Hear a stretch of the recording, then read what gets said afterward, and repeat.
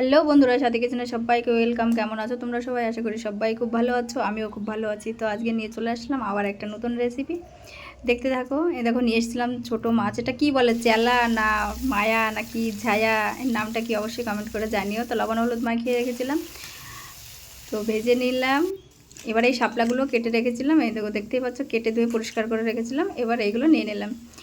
তো চলো তোমাদের সঙ্গে দেখিয়ে দিই। নিয়ে নিয়েছি কটা রসুনের কোয়া। মাছটা ভেজেছিলাম, ওই মাছের ভিতরে আবার তেল দিয়ে রসুনটা থেতো করে রসুনটা দিয়ে দিলাম। সিম্পল রান্না একদম, এর কোনো ঝামেলা নেই। একটা শুকনো লঙ্কা দিয়ে দিলাম, আমি একটু ঝাল বেশি খাই তাই লঙ্কাটা বেশি দিলাম। এবার দিয়ে দিলাম শাপলাগুলো এবার একটু ভেজে নেব। দিয়ে দেবো লবণ হলুদ। তো এই দেখো আমার কমপ্লিট।